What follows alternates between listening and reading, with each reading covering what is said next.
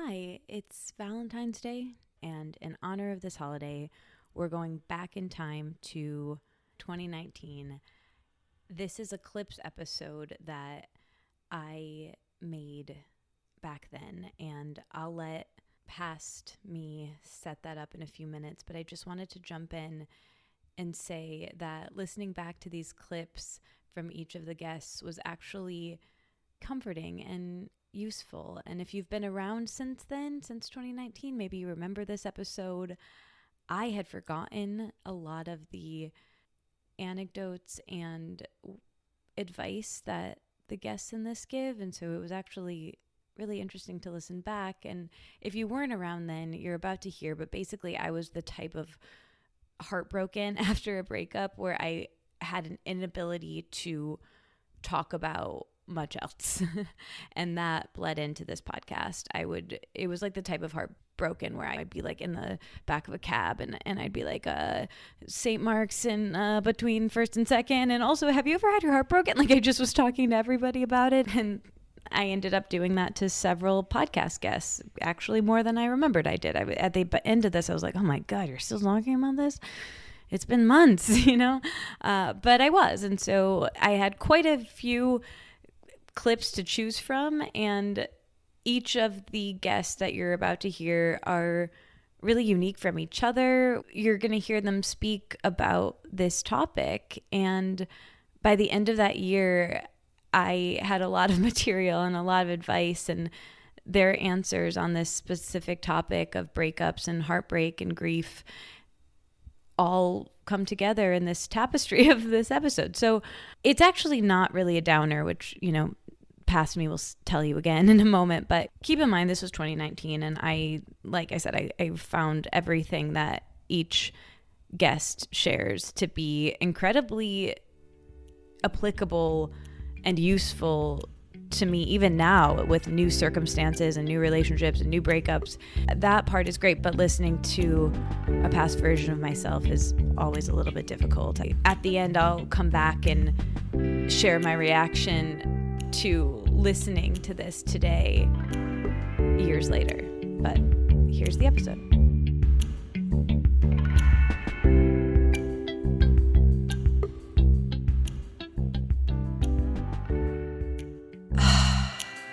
We did it. We made it. 2019. It's almost over.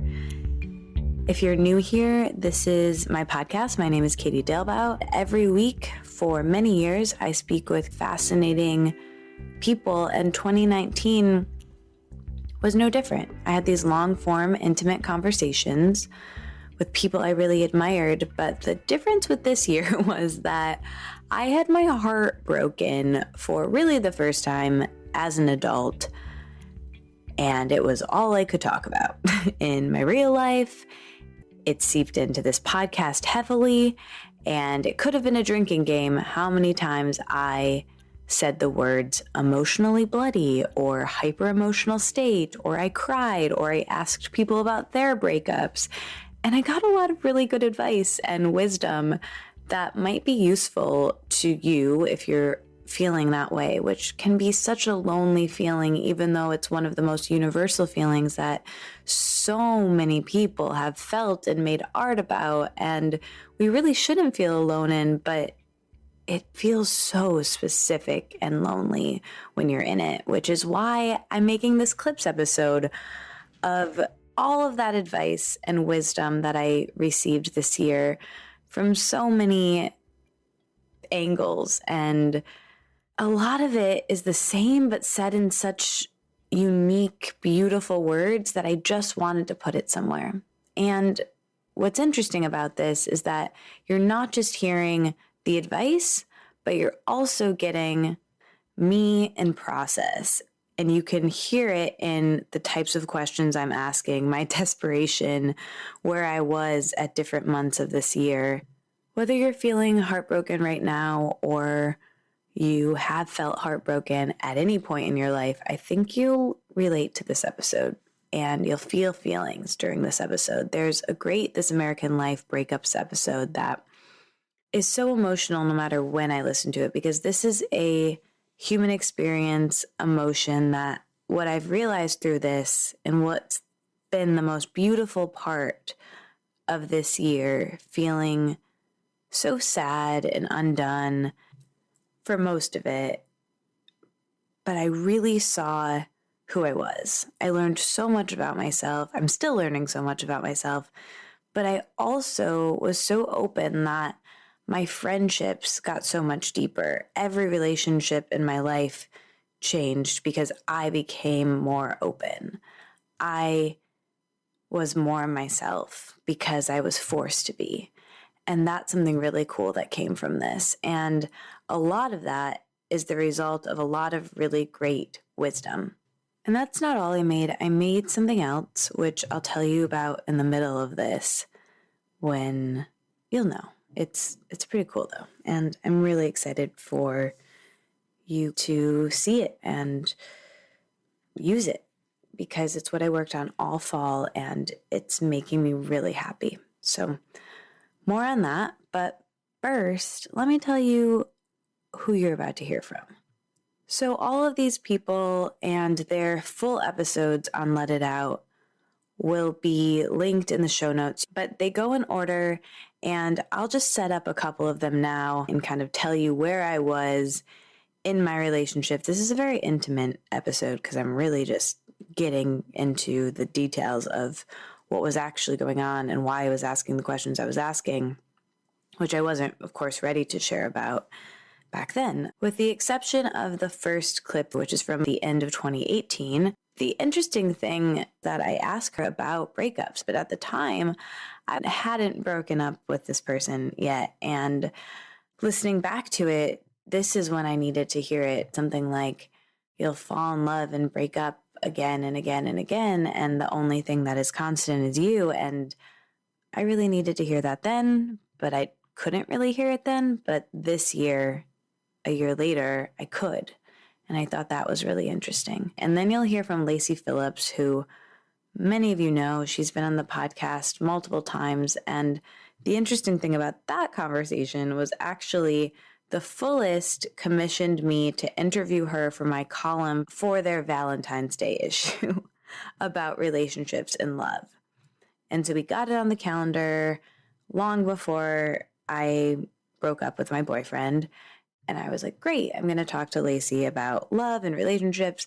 And turns out the day that we had this scheduled was the day before, I think, my breakup, right in the thick of things.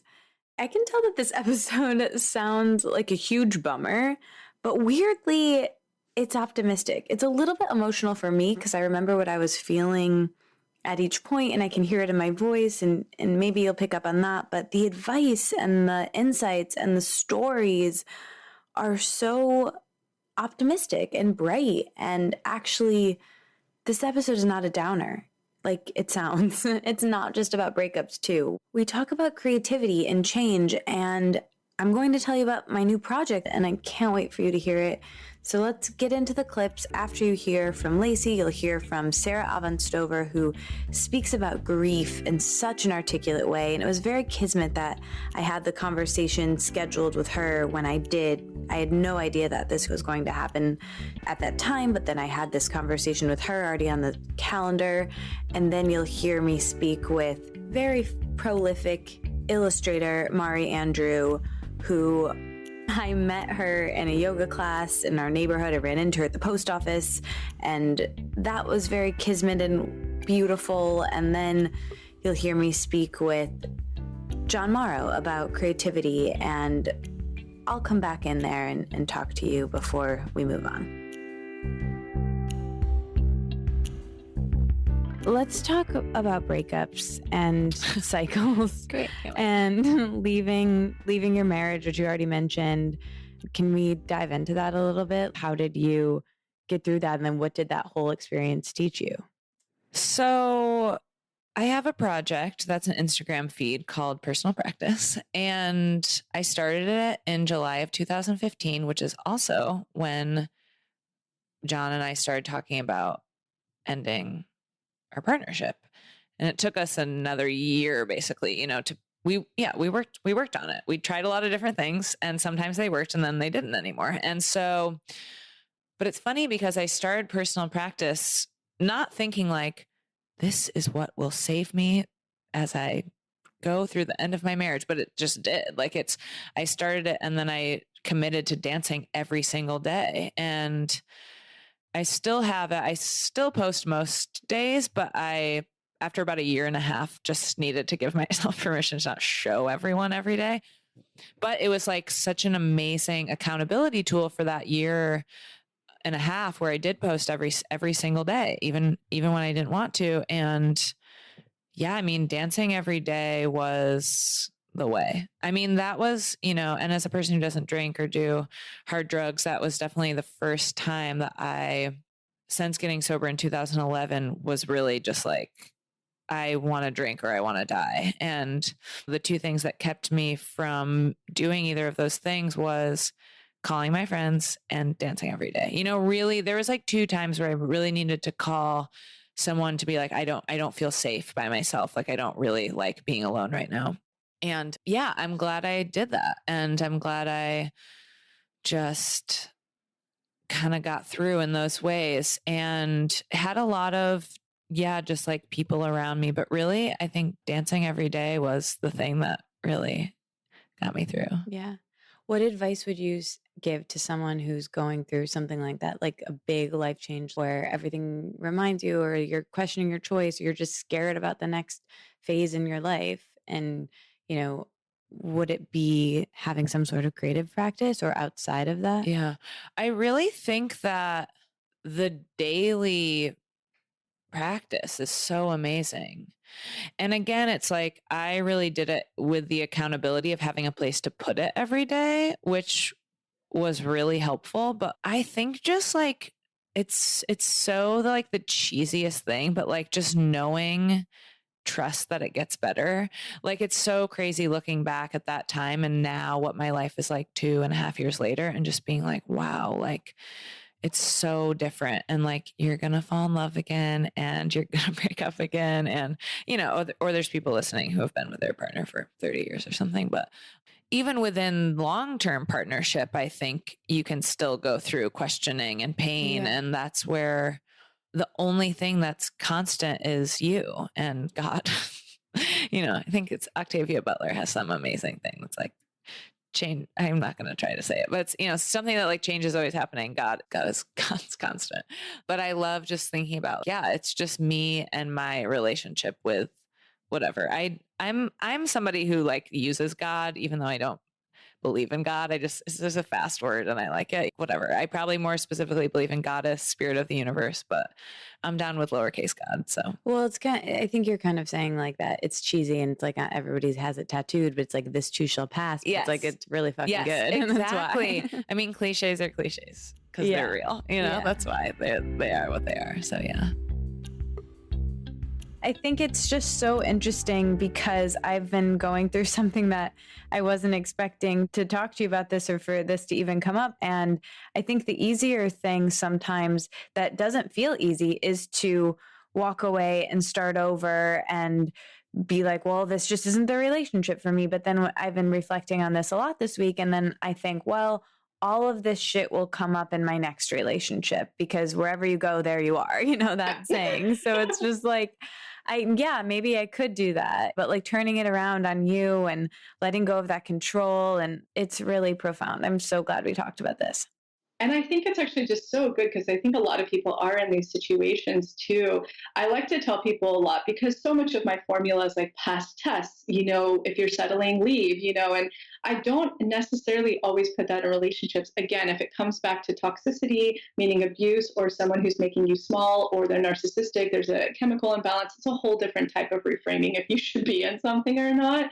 But if you aren't 100% sure that you should go yet or not, and I'll give an example of this, stay. Because And like you said, where you go, there you'll be. And in manifestation, it's particularly important because we just continue, and everybody can look at their patterns in life. We continue to attract the bosses that were like our moms, the partners that were like our dads or our cousin, or the weird person who was mean to us in school or whatever. You will just keep attracting these types of experiences until you deal with them. So, prior relationship, I knew I was there 2 years too long. I knew it was time to go, but it hadn't run its course fully. And I really, really tried to suggest to people, like, don't leave something until you'll know. You will wake up that morning that hits you where it's like, I've got to go. It's time to go. This has been sucked dry. You'll always have that breaking point, or you'll fall in love with someone else, or something will happen. You'll know. But if it's like, maybe it's not the one, or this or that, stay for a while until you're sure, because there's so many lessons that you'll reap out of this that you won't then again attract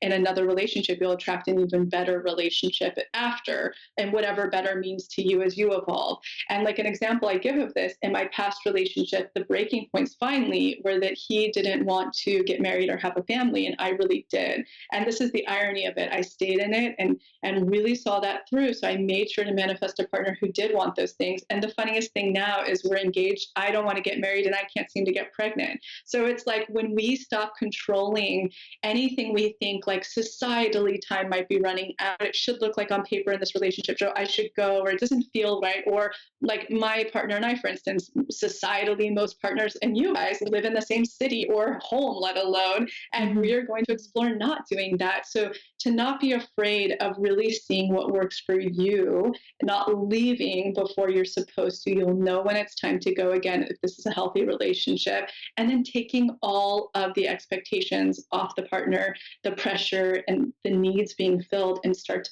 actually turn the mirror back around on yourself. I think it's the best thing. Yeah. And I think it's so expansive that you're sharing that, because we look at with society and the media and really social media of you only see the good parts of relationships. I'm not posting when I'm sobbing over my boyfriend or whatever it is. Like I'm not posting that, but I am posting our really like beautiful, tender moments. And so I think to vulnerably discuss this right now and talk about this it's helpful for me and hopefully a lot of people listening. So thank you for being vulnerable. Absolutely.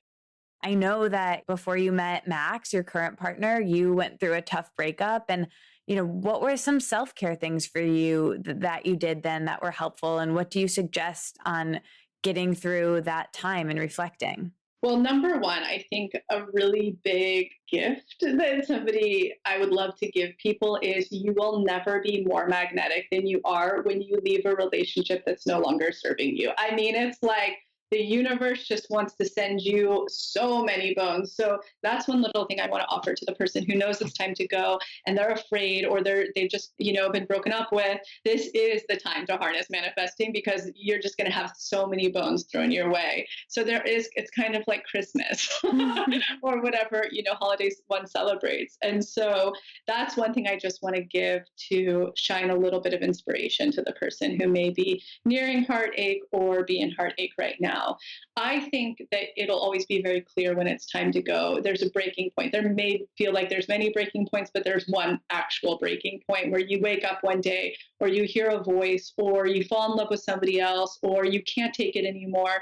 There will be a breaking point. And when you honor that, and again, even if it's delayed a little bit because you're afraid to be alone, or you're afraid to go through this process, or you're financially connected, or whatever that might be, once you're able to do it, magnetism will set in. So that's really beautiful. And then I think the best ways to care for yourself, we just actually put out a workshop. I think that a lot of people, when they go through a relationship, even though it doesn't seem like for everybody who's been through them a few times, the earthquaking rock bottom situation, however, the energetics of how to navigate it are identical. So there's a lot that we talk about in that, of learning how to be in grace when you leave or are left, and so how to stay in grace and not engage and all of the toxicity and drama and all the stuff that can happen.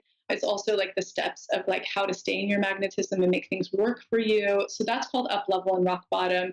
And then in terms of self-care during that, and it tells you like how to weed out things that aren't supposed to be around you. I mean, it's really supportive about this, but the self-care things too that I think are so instrumental during this time is how to learn how to fall in love with yourself and also feel all of your feelings fully. And a really good book for that is called Letting Go. But I think the author's name is David Hawken. And it's so simple, but it really shows you how to feel all of your feelings fully so that they move through you and they don't become repressed or turn into something else or resentment. So that, and then also falling in love with yourself, to me, is looking at all of the things that make you so afraid of being alone and facing them. So if you're like afraid to go to the movies by yourself or go to dinner by yourself or have to initiate a new circle of friends because you guys shared friends, all of that stuff, the more you can go and just face your fear and do it, not only do you create massive magnetism, meaning you're like a magnet, things you want are just coming to you, but also you're overcoming your fears and really stepping into this more powerful wholeness version of you that's going to attract in another relationship that's just of a higher caliber. So that's what I mean when I say fall in love with yourself, is face all of your biggest fears about being alone. So I think that's like the best. But yeah, sure, take an Epsom salt bath, go get massages, do those things. Sure, whatever feels like self-care to you, of what traditionally seems like self-care. Yeah. So when thinking about mourning the relationship and like all the little things that remind you of the person and trying to milk all it's worth for reflecting on what you can learn from the relationship, any quick tips? Maybe that's the question for the book Letting Go, but any quick tips on, when you get overcome by an emotion, you feel it. Like for me, it's always like in my like chest area. When you feel that feeling, just let it pass through you. Like, is that it? Like, do you have any tips for that, of like, just that missing someone feeling? Yeah, like to deduce it into like a very quick practice of that, like feeling your feelings fully, the way that I'll go about it. And you welcome it all. It's going to be, a roller coaster of different spectrums of emotion. But essentially, I quiet all of the thoughts in my brain so that I can be present, like literally get rid of everything. And I move my attention to my heart. And it's as if I'm like opening up my heart or my stomach, either of them. And I just it's like I'm kind of pushing out or feeling all the things coming up, going through my heart. I'm not intellectualizing what I'm feeling. I think when it comes to the real emotions, they're far more vast than intellectualizing can even comprehend. So I turn off my thoughts, I open up my chest or my stomach, and I let all the feelings go through me like a river. And you'll feel when you hit the tail end. And what I love about the book Letting Go is what he says. He was like, most things that overcome you, if you don't avoid them, if you don't repress them, if you just initiate and feel them all the way, they usually pass under 30 minutes. And then it's like it's one layer less of the onion that's processed and gone. So then grief can come up, or anger. And just again, you don't need to intellectualize them. You need to turn off your brain and just feel them all the way. Oh, that's so good. And it moves you up that emotional scale and it allows you to move forward. It's so helpful. Thank you. Yes. You obviously experienced heartbreak and made such beautiful art about it. Can you talk about what those experiences taught you, and being in that tender time? Like, what was some advice maybe you got? You've already given me such beautiful advice just through email, but what was helpful to you? When I think about those times, it's so strange and probably sounds disrespectful to people going through them, but I kind of miss it because I was so squishy.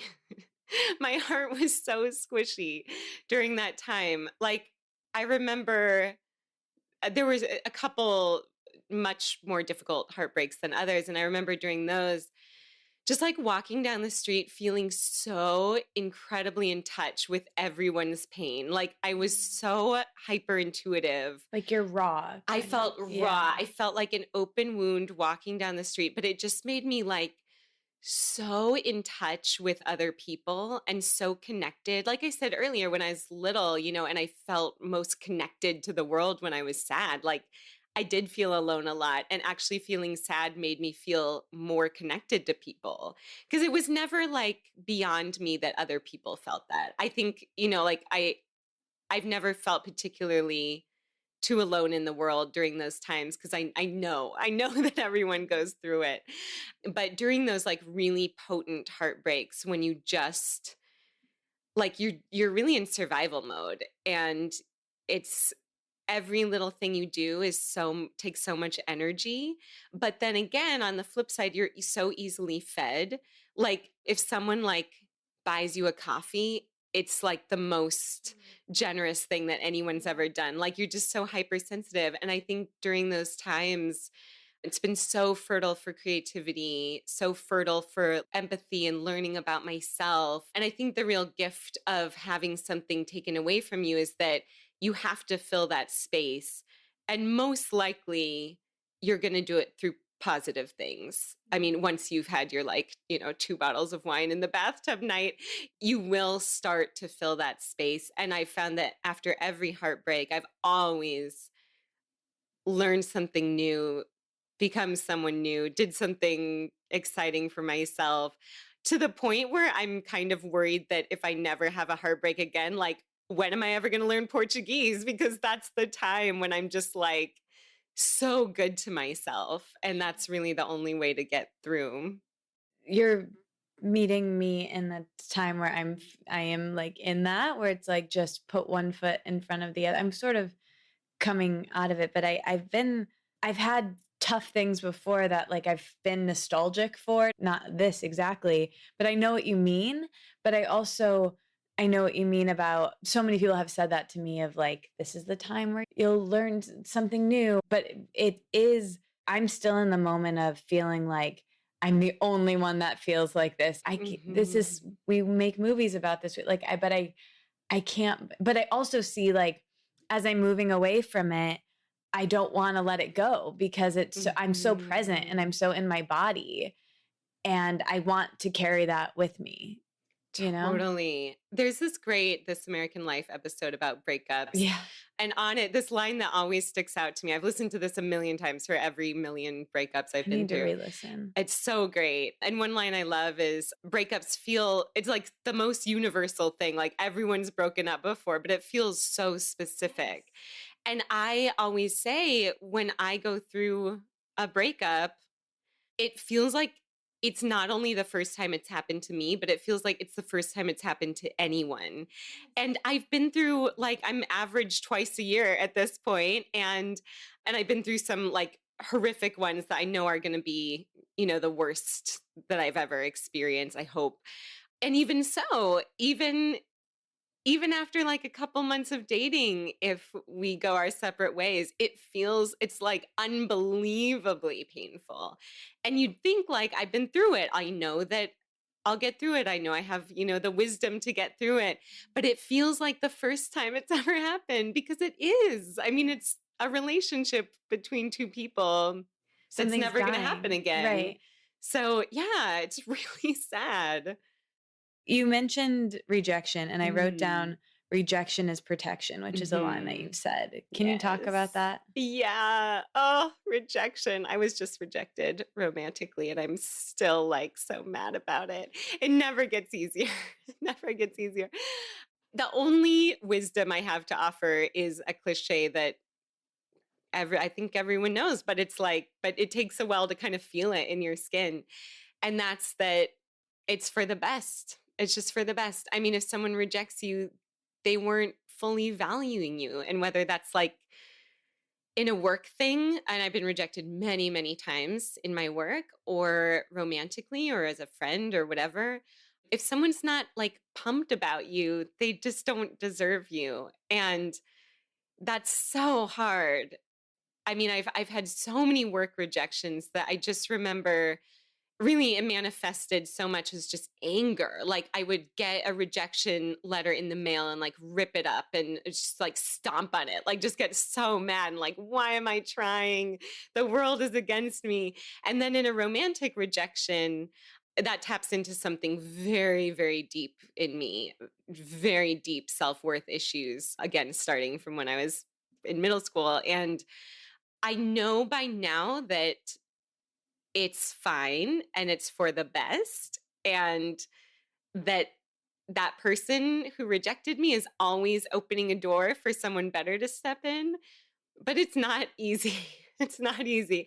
It's funny though, I was recently romantically rejected, and I was talking to my friend about it the other night, and I said, it's like clearly because I'm not pretty enough. And she said, that's so interesting because what I projected from my own wound, her talking, is that you were like too successful. And she's like a star on Broadway, and she deeply fears that she drives men away with her success. And she doesn't have an issue, she just doesn't have like body image issues. So that didn't even cross her mind. And so like whatever we're rejected from, we're like projecting our wound, but it's like, it's probably not even about that, you know, it's probably about like Their something wound else. or- Exactly. Their wound. Totally. Yeah. You talked about this a bit before. It's another cliche that's probably on a t-shirt or an Instagram feed as we speak, which is probably like a Rumi quote or something of what is meant for you will not pass you. And I wouldn't have been able to let go of this relationship, but it let go of me. Mm-hmm. And now it was so easy to look to this relationship as where I was focusing. And now that that's gone, I'm forced to focus on myself and use it as a mirror and all the areas that I need to grow and change and not what wasn't working in the relationship, which is scary, but actually a gift, like you were saying, and it's protecting me from time, like time that I'm getting back. But yeah, it's interesting. Yeah, that's happened to me many times where I can see I would have kept, I would have stayed in something I shouldn't have. I shouldn't have been there. So, yeah. What advice would you have and what helped you through your breakups? Is there any tenderness, or you've kind of talked about a lot of self-care, but anything specifically for that brand of grief? It's such a bittersweet time.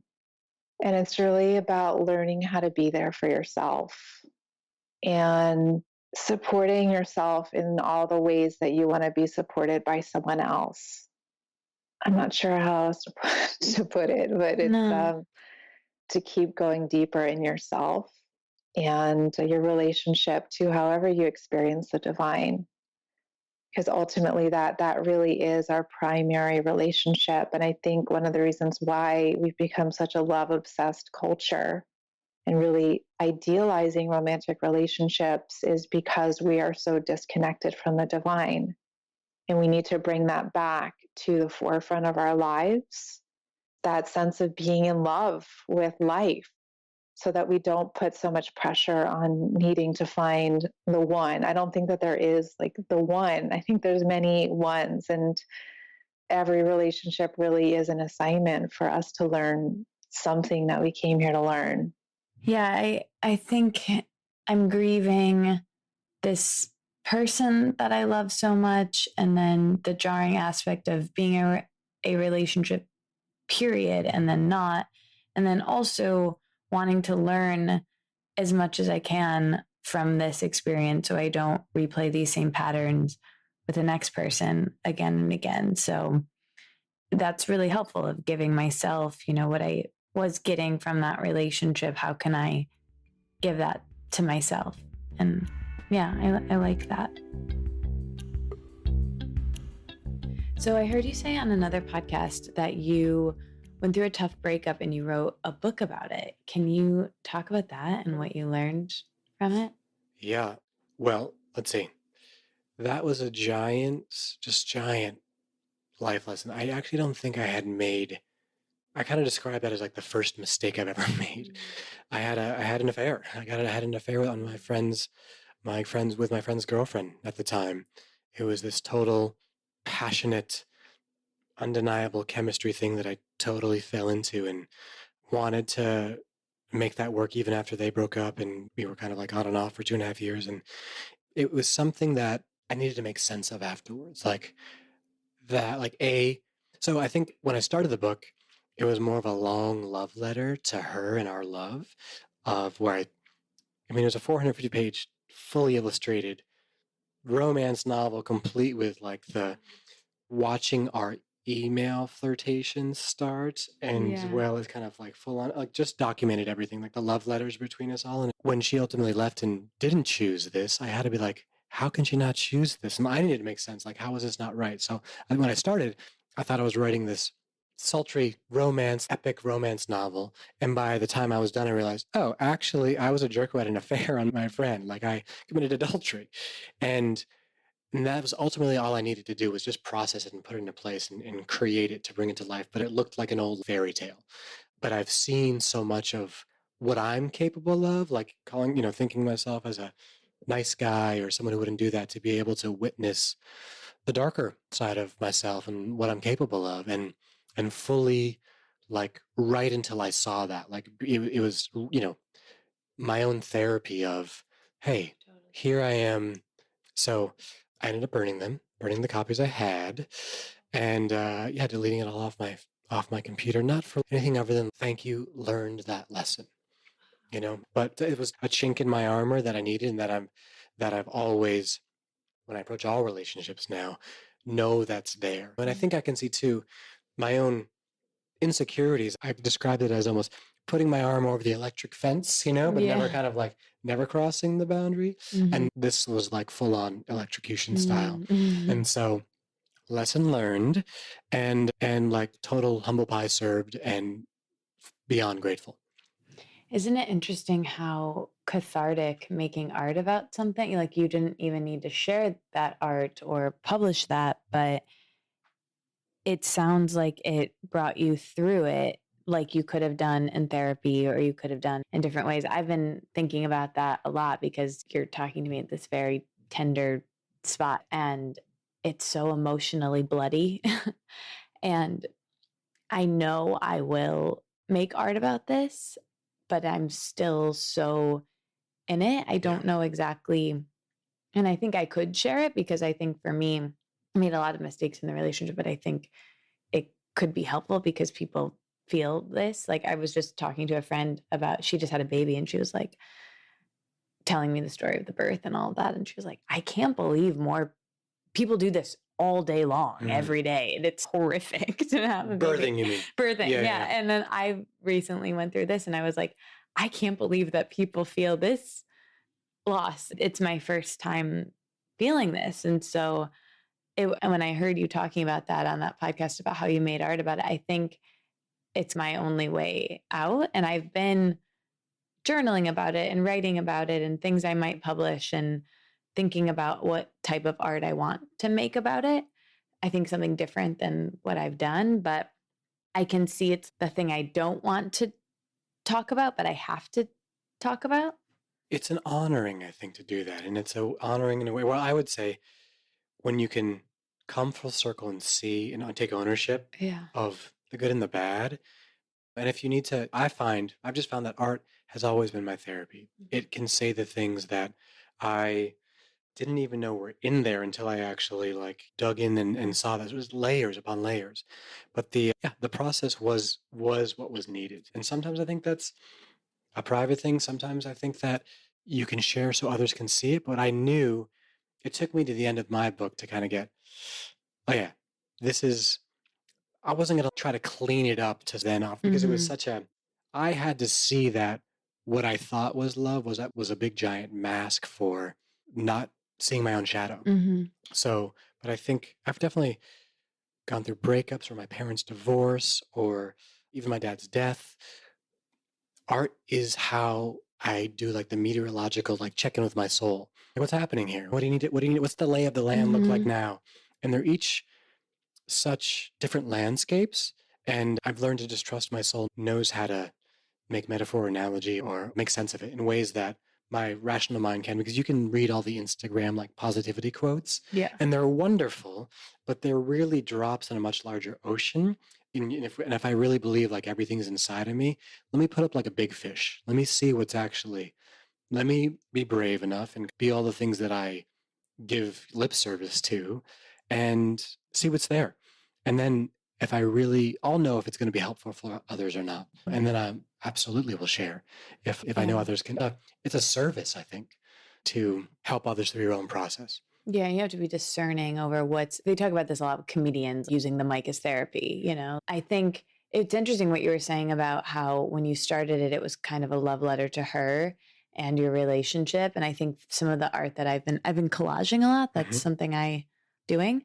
And I think some of that is a love letter to our relationship. And some of the writing I've been doing has been like, I used to teach yoga, and I remember all through college when a friend would come to my class, I would teach for that person and forget everyone else in the class, which was not a very loving thing to do. But every time I'd play a song or teach a move or say a new word, I'd be like, what'd they think of that? What'd they think of that? And I think Great Gatsby, you know what I mean? Mm-hmm. And I feel like I can see myself doing that with some of my art and some of my world now. What's he going to think of that when he sees this or when he, you know? And I want to make sure that's out of the art before I think about sharing it. Like this writing is for me. It's not for him. It might be for an audience, but right now it's just for me. And I think that's when art can be cathartic, you know? And or put that exact thing, like be self-aware through what would it be like to make something for him, you know, like call yourself out through the creative process. Yeah. You know, and I think that'd be two very different collages. Yeah. You know, for him, like his and hers. Yeah, I've been thinking a lot of it. Did you read the Chris Kraus book, I Love Dick, or watch the version with Catherine Hahn did this and Kevin Bacon? There's a TV show that came out last year. And it's the character who's Chris Kraus in the memoir and played by Catherine Hahn writes these letters to the character Dick, who's played by Kevin Bacon. And it's essentially her obsession and her crush on this person, but it becomes her art. And I think, you know, there's this great TED Talk. I forget what it's called, but you've probably seen it. And it's old, but they're saying like, your dog dies, make it art. Is it the Neil Gaiman one? Probably. Yeah. Well, his graduation speech, Neil Gaiman had like a make good art no matter what. Okay.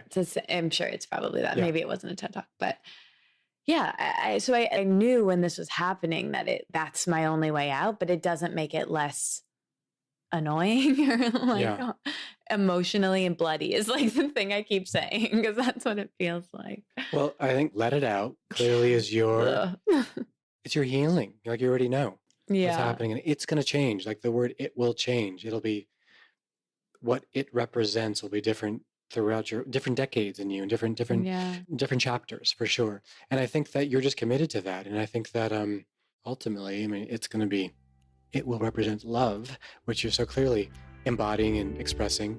But I think trust yourself to heal the way you need to heal. Yeah. Guys, it's me again, Current Katie. John was right. I did make something. I made lots of things, but I made something I'm really proud of. Two things, actually. The Soothe Kit and the Solve Kit. The Soothe Kit is a digital or a printed zine that you can either get dosed out to you over email daily, or you can get a PDF of it. But it's basically everything I did and learned and would have wanted when I was feeling like a raw nerve right after a breakup, didn't know what to do, couldn't even decide what to do. This is something that tells you one thing to do every day, more than one thing to do, but just a few things that give you a sense of completion. It's full of themes and journaling prompts and actions, and it's like a scavenger hunt for your mind. And it's full of soft stories, my story, other people's stories, art and advice that helped me, that was useful for me. And it was so fun to make and a really cool process. And you can get one for yourself if you're feeling this way. You can also send it to a friend, which I think is really lovely. When I was telling my best friend Simi about this, she was like, I would have loved to be able to send this to you this year because I postmated you so much food and I spent so much time crying on the phone with you. I wish I could have just sent you this instead of flowers. So that's an option too, which I love. And then I also made the Solve Kit. So after you soothe yourself, because I feel like you first just have to soothe yourself when you're feeling so raw and it's just so jarring to have a relationship end. It feels like you're losing a limb, as Rachelle says in this episode. But basically, then most recently, what I've been doing is more solving. So I've been mining the relationship for gems and personal growing and all the things I'm doing to become better at being myself and grow from this experience.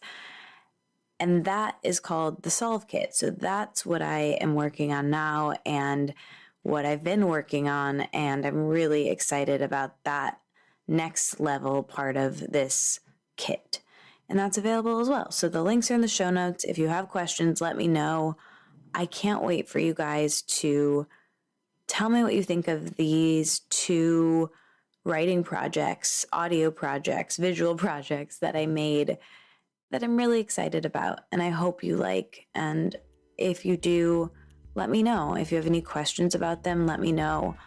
I enjoyed the process making them, and I think that matters. Oh, it does matter. Okay, it's 2024, me here to, God, it's wild that 2019 was a full 5 years ago, but it's true.